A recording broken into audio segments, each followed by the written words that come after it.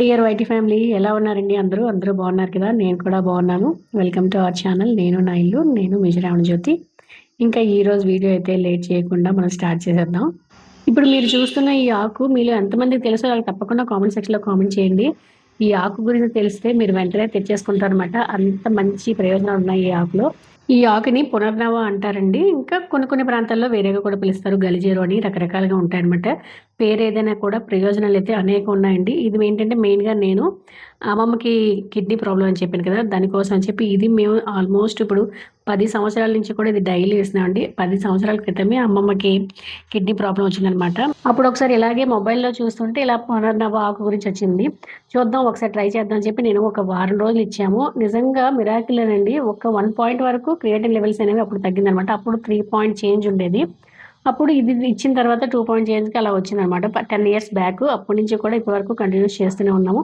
మధ్యలో సరిగ్గా కొంచెం గ్యాప్ రావడం వల్ల creatine levels up and down అయ్యాయి గానీ రెగ్యులర్‌గా తీసుకుంటే మాత్రం ఇది చాలా మంచిదండి. కిడ్నీ పేషెంట్స్ ఎవరైనా కూడా కిడ్నీలో స్టోన్స్ ఉన్నా, క్రియేటిన్ లెవెల్స్ ఎక్కువున్నా తప్పకుండా తీసుకోమనే చెప్తాను. ఎందుకంటే లైవ్ మా ఇంట్లో మా అమ్మమ్మకి మేము వాడి చూసాం కాబట్టి చెప్తున్నానండి.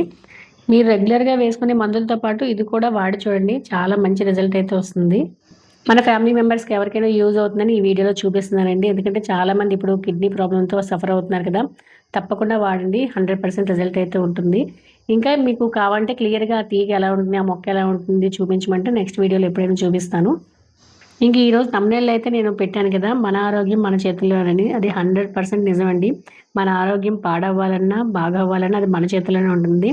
ఇప్పుడు ప్రెజెంట్ మనందరి సిట్యుయేషన్ ఎలా ఉందంటే వంగుంటే నడుము నొప్పి, కూర్చుంటే మోకాళ్ళ నొప్పులు, ఏదో ఒక నొప్పులు అనుకోని ముసలోళ్ళలాగా ఉంటున్నాము. అసలు 50, 60 ఏళ్లలో రావాల్సిన నొప్పులు ఏంటంటే 30, 35కే స్టార్ట్ అయిపోతున్నాయి. ఇంక నా పరిస్థితి కూడా అంతే. నేనేం పెద్ద గొప్ప కాదు. ఇంకా మన పరిస్థితి అంతే అనేసి మనం ఇంకా అలాగ మందులు వేసుకొని లేదా బాధపడకుండా ఉండకుండా మనల్ని మనం కొంచెం హెల్తీగా ఉంచుకోవాలి. మన పిల్లలు పెద్దయినంత వరకు కూడా మనం హెల్తీగా ఉండాలి. కొంచెం ఆరోగ్యంగా మన పనులు మనం చేసుకోవడానికైనా మనకి శక్తి ఉండాలంటే మన ఆహారపు అలవాట్లు, మన జీవనశైలి తప్పకుండా ఇప్పుడు నుంచైనా కొంచెం మార్చుకుందాం. నాకైతే 35 వరకు కూడా బానే ఉండేదండి. మంచిగానే యాక్టివ్‌గానే అన్ని పనులు చేసుకునేదాన్ని. 35 ఎప్పుడైతే క్రాస్ చేశానో అప్పటి నుంచి కూడా నాకు కొద్దిగా వీక్‌నెస్ అలాగే కొంచెం ఎక్కువసేపు నించున్న మోకాళ్ళ నొప్పులు రావడం, మెట్లెక్కినప్పుడు కొంచెం కిరికిరిమని సౌండ్‌లు రావడం ఇలాంటివన్నీ జరుగుతున్నాయి. ఈ మధ్య అయితే రీసెంట్‌గా ఇంక కొత్త అప్డేట్ కూడా వచ్చింది. నడుము నొప్పి కూడా ఎక్కువవుతుందనమాట. కంటిన్యూయస్‌గా నించొని ఇలా పని చేసినా కూడా నడుము నొప్పి కూడా యాడ్ అవుతుందనమాట. ఇవన్నీ మనం పట్టించుకోకపోతే ఇవన్నీ ఇంకా పెరుగుతూనే ఉంటాయి. మన ఏజ్‌తో పాటు అవి పెరుగుతూనే ఉంటాయి. ఇప్పుడే ఇలాంటి స్టేజ్‌లోనే స్టార్టింగ్ స్టేజ్‌లోనే మనం కొంచెం కేర్ తీసుకున్నాం అనుకోండి, మన హెల్త్ ఇంప్రూవ్ అవుతుంది. అంతే కాకుండా మనకి కొత్త ప్రాబ్లమ్స్ ఇంకా కొత్త హెల్త్ ఇష్యూస్ ఏవి రాకుండా ఉండడానికి కూడా మనకి హెల్ప్ అవుతుందనమాట. అందుకనే ప్రతి ఒక్కరు కూడా ఇప్పటి నుంచే మనం ఏం పెద్దవి ఏం చేయాల్సిన లేదండి. వేలకు వేలు ఖర్చు పెట్టే అవసరం లేదు. జిమ్‌లకి వెళ్ళి ఎక్సర్‌సైజ్‌లు ఇవేవి చేయాల్సిన లేదు. ఇంట్లోనే మనం చిన్న మార్పులతో మన ఆహారపు అలవాట్లు మార్చుకున్నాం అనుకోండి, హ్యాపీగా హెల్తీగా ఉండొచ్చనమాట. ఎప్పుడైతే నేను ఇలా స్టీమ్ చేసి వెజిటబుల్స్ తినడం స్టార్ట్ చేశానో అప్పటి నుంచి కూడా నాకు కొంచెం హెల్త్‌లో ఇంప్రూవ్‌మెంట్ కనిపిస్తున్నట్టు అనిపిస్తుంది. కొంచెం పొట్ట లైట్‌గా, కొంచెం ఎనర్జీగా ఉన్నట్టు కొంచెం అనిపిస్తుందనమాట. అంటే వెంటనే మనకు తిన్న వెంటనే వచ్చేదండి ఏది కూడా రిజల్ట్. అలా కంటిన్యూయస్‌గా రోజు ఇదే తినమని కాదు. వీక్‌లో ఒక 3 డేస్ అయినా కూడా ఇలా మనం తినడం స్టార్ట్ చేశామనుకోండి, ఆటోమేటిక్‌గా కొంచెం ఎనర్జీ లెవెల్స్ అనేవి పెరుగుతాయండి. ఎనర్జీ లెవెల్స్ పెరగడం ఒకటే కాకుండా మనకి హెయిర్ ఫాల్ కూడా అవుతుంటుంది. ఫేస్ కూడా చాలా డల్‌గా అయిపోతుంది. ఇంకా 35 క్రాస్ చేసిన తర్వాత అప్పటిలాగా మనకి ఫేస్‌లో ఆ గ్లో అది ఉండదు. మనకి ఇలా మనం కొంచెం చేసుకున్నాం అనుకోండి, ఇంటర్నల్‌గా హెల్తీగా ఉంటే ఆటోమేటిక్‌గా బయట కూడా మనం హెల్తీగా కనిపిస్తాము. ఇలా వెజిటబుల్స్ స్టీమ్ చేసుకొని తినడం వల్ల అవి రుచి కూడా బావుంటాయండి. నేనైతే అసలు ఏం వేసుకోను. జస్ట్ అలా స్టీమ్ చేసుకొని తినేస్తాననమాట. ఈరోజు దానికి కొంచెం డ్రెస్సింగ్ యాడ్ చేశాను. ఎందుకంటే మా పాపకు కూడా ఇచ్చాననమాట. తను నార్మల్‌గా తినదు. కొంచెం డ్రెస్సింగ్ వేస్తే అది చక్కగా తినేస్తదనమాట. మీకు కావాలంటే చెప్పండి. డ్రెస్సింగ్స్ మనం రకరకాలుగా చేసుకోవచ్చు. ఆ రెసిపీస్ కూడా మీకు చూపిస్తాను. ఇంక ఈరోజు బ్రేక్‌ఫాస్ట్ అయితే హ్యాపీగా సలాడ్ తినేసామండి. పొట్ట హాయిగా ఉంది. పాపకు కూడా అదే ఇచ్చాను. అమ్మమ్మకేంటంటే నేను 3 రకాల పిండి కలుపుతాను. ఒక్కొక్కసారి ఒక్కొక్క 3 రకాల పిండి చేసుకుంటాననమాట. 3 కలిపి మళ్ళీ మిల్లెట్స్‌తో అనమాట. 3 కలిపి పిండి చేసుకుంటే ఆ పిండిని దోసలాగా వేసుకోవచ్చు, జావలా చేసుకోవచ్చు, రకరకాలుగా చేసుకోవచ్చనమాట. ఆ రెసిపీ కూడా మీకు ఇందులో చూపిస్తాను నేను ఎలా చేసుకుంటాను ఏంటనేసి. వాటితో దోసలా వేశాననమాట. ఇప్పుడైతే ఇంట్లో ఇడ్లీ బ్యాటర్ అయిపోయిందండి. అందుకని ఇడ్లీ కోసమని నానబెట్టుకుంటున్నాను. నేనేంటంటే ఎప్పుడు ఇడ్లీ చేసినా నార్మల్ ఓన్లీ మినపప్పుతో కాకుండా ఏదో ఒక మిల్లెట్ యాడ్ చేస్తూ చేద్దామని చేస్తున్నాననమాట. కొన్ని మంత్స్ నుంచి అలాగే చేస్తున్నాను. నార్మల్ ఇడ్లీ అప్పుడప్పుడు పెడుతున్నాను. అప్పుడప్పుడు ఏంటంటే రాగులు గానీ, కొర్రలు గానీ, జొన్నలు గానీ, సజ్జలు ఇలా ఏవో ఒకటి నానబెడతాననమాట. Equal quantity. మినపప్పు ఒక కప్పు తీసుకుంటే రాగులు ఇవన్నీ కూడా సేమ్ ఈక్వల్ 2 ఒకటే క్వాంటిటీ తీసుకొని నానబెట్టుకుంటాననమాట. అందులో ఒక స్పూన్ మెంతులు వేసి నానబెట్టుకుంటున్నాను. ఇవి ఈలోగా నానిపోయేలోగా నేను మధ్యాహ్నం లంచ్ కోసం ఇంకా రైస్ పెట్టుకున్నాను అనమాట. ఈరోజు లంచ్ బాక్స్లోకి ఏంటంటే పప్పు టమాటా అరటికాయ వేపుడు చేశాను, అవి రెండు ఉన్నాయి. ఇప్పుడైతే అమ్మమ్మ కోసం అని చెప్పి కాకరకాయ వేపుడు చేస్తున్నాను. ఈ వేపుడైతే చాలా ఈజీగా చాలా సింపుల్గా చేసుకోవచ్చండి. దీనికి ఏంటంటే మనకి కొంచెం ఆయిల్ వేసుకొని కొంచెం జీలకర్ర, ఆవాలు, కరివేపాకు వేసుకొని అవి వేగిన తర్వాత ఉల్లిపాయ ముక్కలు ఏం వేయట్లేదండి. మనం ముందుగా కట్ చేసుకున్న కాకరకాయలు మాత్రం వేసి ఇంకా అవి అలాగా సిమ్లో పెట్టి కొంచెం సాల్ట్, పసుపు వేసి మగ్గించుకోవడమే. దీంట్లో ఏంటంటే నేను ఇంకా టేస్ట్ రావడం కోసం పప్పుల పొడి, నార్మల్ కర్రీస్లో అయితే నేను పప్పుల పొడి వేస్తాను. ఇది అమ్మమ్మ కోసం కదా ఎక్కువ పప్పుల పొడి అది తినకూడదన్నమాట. అందుకని నేను కొన్ని నువ్వులు, అవిసె గింజలు, కొంచెం గుమ్మడి గింజలు, ధనియాలు, జీలకర్ర, ఎండుమిర్చి అన్నీ వేసి కొంచెం పొడిలా చేశాను అనమాట. లాస్ట్లో ఈ కర్రీ అంతా వేగిపోయిన తర్వాత ఆ పొడి ఇందులో యాడ్ చేస్తాను. టేస్ట్ బాగుంటుంది, అలాగే మనకి మంచిది కూడా హెల్త్ కదా ఇవన్నీ వేయడం వల్ల. మన ఛానల్లో ఆల్మోస్ట్ అందరూ కూడా హోమ్ మేకర్సే ఉంటారండి. హోమ్ మేకర్స్ అంటే మనం ఏంటి మన గురించి అసలు పట్టించుకోము. ఆల్మోస్ట్ అందరూ అంతే, 90% అందరూ అలాగే ఉంటారండి. ఇంకా అందులోనూ మిడిల్ క్లాస్ హౌస్ వైఫ్స్ గురించి అయితే చెప్పాల్సిన అవసరం లేదు. మన గురించి కాకుండా మిగతా వాళ్ళందరి గురించి కూడా పట్టించుకుంటే అందరి గురించి సెపరేట్గా అన్నీ చేస్తాం, కానీ మన గురించి పట్టించుకోము. ఇక నుంచైనా అంటే నా వీడియో వల్ల కనీసం ఒకరిద్దరు మారి వాళ్ళ హెల్త్ గురించి వాళ్ళ కేర్ తీసుకున్నా కూడా నాకు చాలా హ్యాపీ అనమాట. ఎందుకు నేను ఎన్నిసార్లు చెప్తుంటానంటే డబ్బులు ఈరోజు కాకపోతే రేపైనా సంపాదించుకోవచ్చండి. ఆరోగ్యం ఒక్కసారి పోయిందంటే తిరిగి మనం సంపాదించుకోలేము. అందుకని రేపు ఉన్నప్పుడే ఇల్లు చక్కదిద్దుకోవాలి అని మన పెద్దవాళ్ళు డబ్బుల విషయంలో చెప్పేవాళ్ళు కదా. అంటే డబ్బులు ఉండేటప్పుడే జాగ్రత్త చేసుకోవాలని. ఇది కూడా అంతకంటే ఎక్కువ అండి. ఆరోగ్యం మనకి కొంచెం కొంచెం బాగున్నప్పుడే దాన్ని ఇంకా పాడవకుండా చూసుకోవాలి. పూర్తిగా పాడైన తర్వాత మనం బాగు చేయాలన్నా చేసుకోలేము. హెల్తీగా ఉండాలి, హెల్తీ ఫుడ్ తీసుకోవాలి అంటే వేలకు వేలు ఖర్చు పెట్టి రకరకాల ఫ్రూట్స్ తినాలి, డ్రై ఫ్రూట్స్ తినాలి, కాస్ట్లీ ఫుడ్ తినాలి అని అనుకోవద్దండి. మన ఇంట్లో ఉన్న వాటిని మన కోసం మనం కొంచెం కేర్‌గా, ఇష్టంగా చేసుకొని ఏవి ఎంత తినాలి, కూరగాయలు ఎక్కువ తినడం, ఆకుకూరలు ఎక్కువ తీసుకోవడం, మన రోజువారీ ఆహారంలో మిల్లెట్స్ అలాగే ఎక్కువగా గింజల్ని యాడ్ చేసుకోవడం వల్ల మనకి అన్ని రకాల పోషకాలు అందుతాయన్నమాట. నేను చెప్పాను కదా అమ్మమ్మ కోసం ఒక పిండి చేశానని చెప్పి, అది ఇదేననమాట. ఒక కప్పు రాగులు తీసుకున్నాను. అలాగే ఒక కప్పు వరిగలు, ఒక కప్పు సామలు తీసుకున్నాను. ఈ 3 కూడా మెత్తగా మిక్సీ చేసుకొని పౌడర్ ఇలా చేసుకుంటాననమాట. ఈ పిండి అయిపోయిందనుకోండి, నెక్స్ట్ టైమ్ ఏంటంటే ఇవే మిల్లెట్స్ నేను కలపను. వేరే మిల్లెట్స్ యాడ్ చేస్తాననమాట. కొర్రలు, అరికలు, అండు కొర్రలు ఇలా ఉంటాయి కదా. ఒక్కొక్కసారి ఒక్కొక్కటి మార్చుతూ ఉంటాననమాట. అలా మార్చడం వల్ల ఏంటంటే టేస్ట్ బాగుంటుంది. అన్ని మిల్లెట్స్‌లోని కూడా మనకి పోషకాలు అందుతాయనమాట. ఇవేంటంటే మనం మామూలుగా పిండి చేసుకునేటట్టు అప్పటికప్పుడే కలిపేసుకొని అలా చేసుకోకూడదండి. వీటిని మినిమమ్ ఒక 4-6 అవర్స్ అయినా నానబెట్టిన తర్వాత మనం ఒకవేళ దోసలా వేసుకోవాలన్నా లేదా జావలా చేసుకోవాలన్నా, మనకి రాగి జావ చేసుకుంటాం కదా, వీటిని కూడా అలాగే జావ చేసుకోవచ్చు. పిల్లలకి, పెద్దలకి అందరికీ మంచిదండి. ఓన్లీ అంటే అమ్మమ్మ కోసం చేశాను కాదు, మనకు కూడా చాలా మంచిది. మీరు కూడా ఒకసారి ఇలా ట్రై చేయండి. ఇది ఇలా మనం మెత్తగా పౌడర్‌లా చేసుకొని జల్లించుకోవాలి. ఇది మనకి ఇలా రవ్వ రవ్వలా వస్తుంది కదా, ఈ రవ్వని మనం ఉప్మాలా కూడా చేసుకోవచ్చు. ఇంకా మనం ఇడ్లీ కోసం అని చెప్పి ఇడ్లీకి రవ్వ నానబెట్టుకుంటాం కదా రుబ్బులో కలుపుకోవడానికని, ఈ రవ్వనే మనం రవ్వలా వాడుకోవచ్చనమాట. మామూలుగా ఇడ్లీ రవ్వ నానబెట్టకుండా ఈ రవ్వ మనం నానబెట్టుకొని ఇడ్లీ పిండిలో కలుపుకున్నాం అనుకోండి, చాలా ఆరోగ్యకరమైన ఇడ్లీ అయితే రెడీ అవుతుందనమాట. ఆ ఇడ్లీలో మనం వెజిటబుల్స్ యాడ్ చేసుకొని చేసుకోవచ్చు. ఇలా రకరకాలుగా ఈ పిండితో మనం చేసుకోవచ్చు. తప్పకుండా ఇలా ఒకసారి పిండి ట్రై చేసి చూడండి. ఆల్మోస్ట్ దగ్గరగా ఒక 2 ఇయర్స్ నుంచండి అసలు బయట స్నాక్స్ అయితే పాపకు కొనివ్వకూడదు. బయట స్నాక్స్ నేను కూడా తినకూడదని గట్టిగా అనుకున్నాను. ఏవైనా చేయాలనుకుంటే, తినాలనుకుంటే ఇంట్లోనే చేసుకుందామని అనుకున్నాననమాట. ఇంకా అలాగే మాక్సిమం ఇంట్లోనే కొబ్బరుండలు గానీ, నువ్వులుండలు ఏవైనా చేయాలనుకుంటే ఇంట్లోనే చేస్తున్నాను. ఈరోజు ఏంటంటే మొన్న చేసిన కొబ్బరి ఉరుములు అన్ని ఉండలు అయిపోయాయనమాట.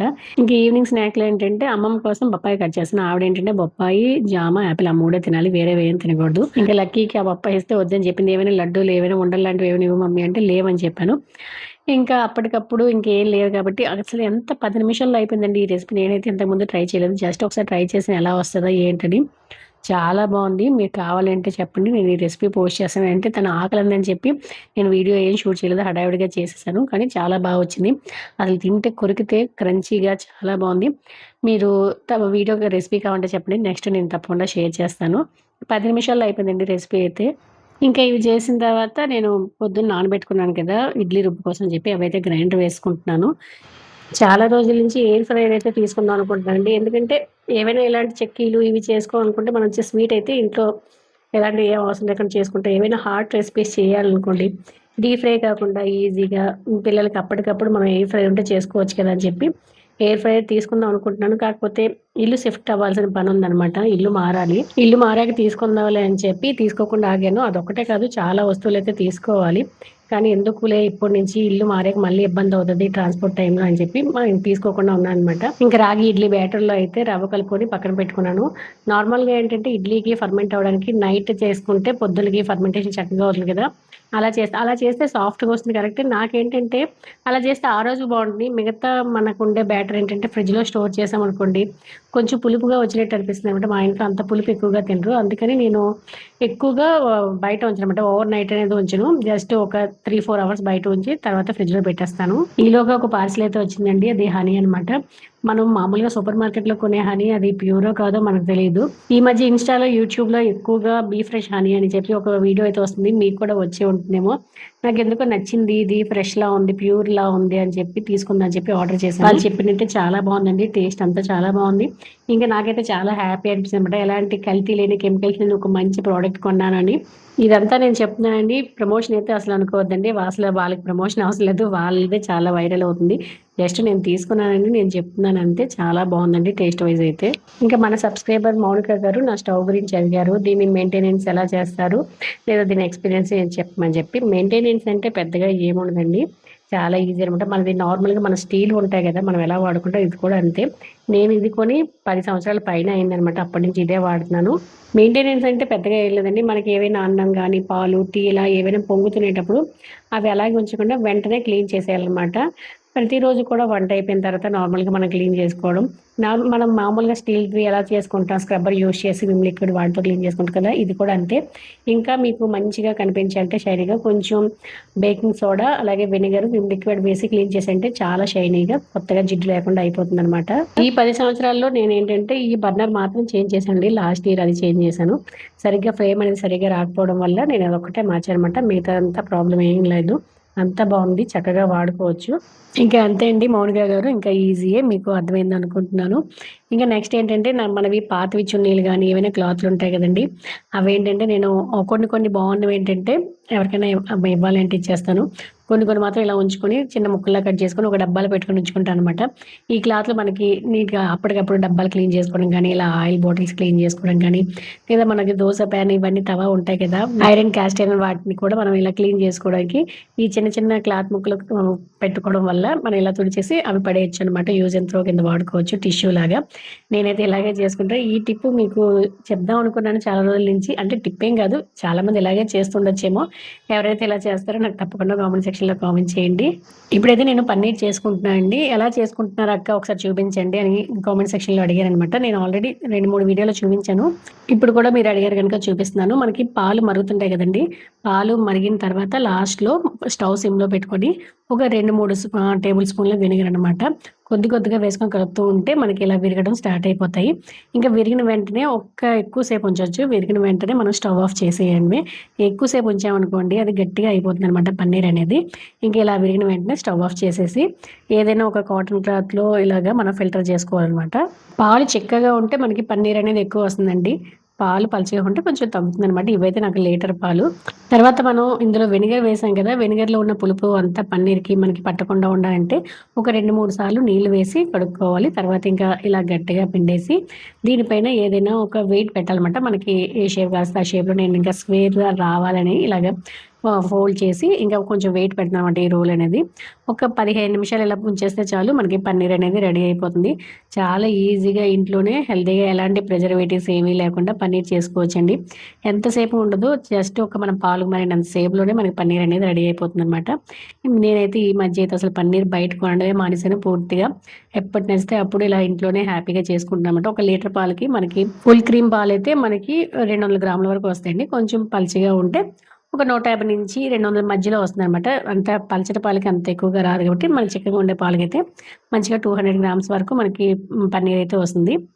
ఇంకా ఇక్కడ నైట్ డిన్నర్ కోసం అని చెప్పి నేను కొంచెం క్యారెట్, బీట్రూట్, కొంచెం ఉల్లిపాయ ముక్కలు, కొత్తిమీర అన్నీ కూడా వేసుకున్నాను. క్యారెట్, బీట్రూట్ని తురుముకున్నాను అనమాట. ఇంకా పన్నీర్ ఇప్పుడు చేసుకున్నాను కదా, ఈ పన్నీర్ కూడా గ్రేట్ చేసుకొని వేసుకుంటున్నాను.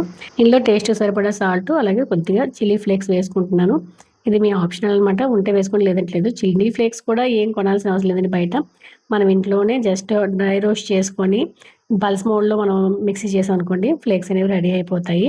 ఇవన్నీ మిక్స్ చేసుకోండి. నేను ఇక్కడ ఈ క్లిప్ మిస్ అయింది. పెసరపప్పు ఒక 3 అవర్స్ నానబెట్టి అందులో పచ్చిమిర్చి, జీలకర్ర, అల్లం వేసి మిక్సీ చేసుకొని పెట్టుకున్నాను అనమాట పెసరపప్పు బ్యాటర్ అనేది.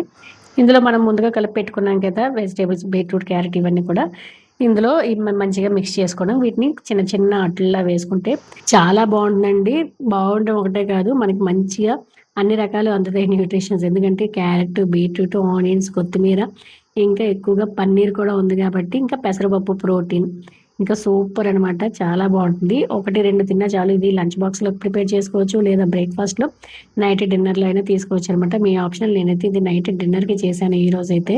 పెసరపప్పు బ్యాటర్లో కలిపాను కదా, ఇంకా కొద్దిగా ఉంచుకున్నాను కదా క్యారెట్, బీట్రూట్ తురుమనేది, అది నేను వట్టిదే తినేస్తాను అనమాట. నేను డిన్నర్ కోసం, ఇవి వీళ్ళ కోసం చేస్తున్నాను. అంతే అండి, హెల్దీ అండ్ టేస్టీ కలర్ఫుల్ అట్టయితే రెడీ అయిపోయింది. ఇంకా దోశలు అనకూడదు, ఎందుకంటే దోశలు అంటే పలుచగా ఉంటాయి, ఇవి అట్లంటే కొంచెం దలసరిగా ఉంటాయి. మీరు కూడా తప్పకుండా ట్రై చేయండి. టేస్ట్కి, హెల్త్కి రెండింటికి కూడా బాగుంటుంది అనమాట. తప్పకుండా ట్రై చేసి ఎలా ఉందో చెప్పండి. ఇంకా ఈ వీడియో అయితే ఎండింగ్కి వచ్చేసాము. ఈ వీడియో ఎలా అనిపించిందో నాకు తప్పకుండా కామెంట్ సెక్షన్లో కామెంట్ చేయండి. మీరు కూడా తప్పకుండా మీ హెల్త్ మీద దృష్టి పెట్టి మీకోసం మీరు కొంచెం సమయం కేటాయించుకొని హెల్తీగా ఉండండి. హెల్తీ లైఫ్ స్టైల్ అయితే అలవాటు చేసుకోండి. ఇంకా ఈ వీడియోలో ఏ ఒక్క పాయింట్ మీకు నచ్చినా తప్పకుండా లైక్ చేయండి. అలాగే మీ ఒపీనియన్ కామెంట్ సెక్షన్లో కామెంట్ చేయడం మాత్రం మర్చిపోవద్దు. మరొక మంచి వీడియోతో మీ ముందుకు వస్తాను. ఇట్లు మీ శ్రావణ జ్యోతి.